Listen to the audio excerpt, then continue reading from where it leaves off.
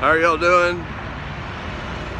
Coming to give you a little bit of a report on what's going on Guadalupe on this fine Friday. Pretty overcast. It's a lot more people out lately, it seems like.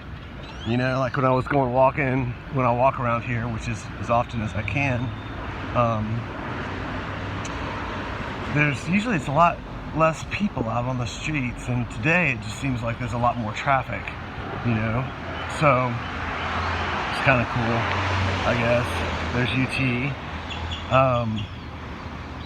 Makes me wonder, it almost feels like America is just itching to reopen, you know.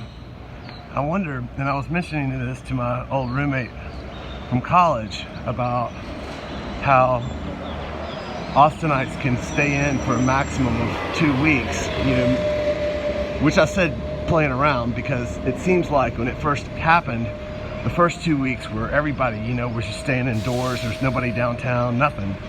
And then something horrible would happen, or, you know, would be on the news. And then for another 2 weeks, there wouldn't be anybody out, you know? And, I don't know, like, I just wonder, like, I was telling my roommate, Todd, I was saying, I don't think that people are, I mean, we're prepped for so many things in this country, you know? I mean, there's television shows about preppers, right? One thing I don't think people are prepped for is isolation.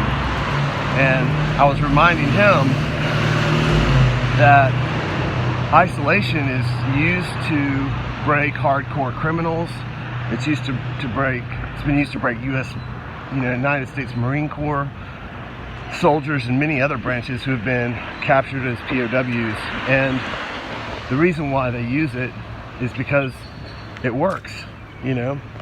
So just want to send an encouraging message today, which is to make sure that if you have access to the technology, to be calling your friends and to be FaceTiming them as much as you can. I think once you get to a point, as this develops or deepens, and I hope it changes quickly, you know, that the depletion of that social interaction isn't something that happens overnight. It really takes a lot of time, you know, maybe several months, really, before it can take its toll. And then the turnaround on that isolation, if you allow it to steepen, is not right away. It's not the first time you walk out and talk to your friends. It's going to be when you've been out and about socially again for weeks, maybe months, if you allow it to really take hold in your life. And I say that because I used to be an English teacher. I lived in Japan, and they had the only foreigner that had ever lived in that town, and that foreigner was me. So I just remember telling some friends of mine, you know, you just wake up one morning, I thought, you know, I feel weird, you know, because you just are without any kind of social context. You know, I spoke English over there, but it was to people who weren't fluent in the language, so the only English I really heard was mine, you know. And so even though I was seeing people, I wasn't able to interact with them. And I think we've got a version of that happening over here.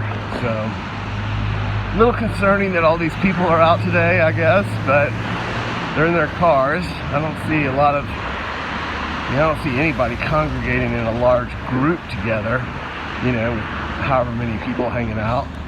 So I think that's reassuring. So anyway, I hope that you guys are doing great. Hope everybody is hanging in there, staying strong. And I know you're Americans, which to me means that you are awesome. And I hope that you have a fantastic day.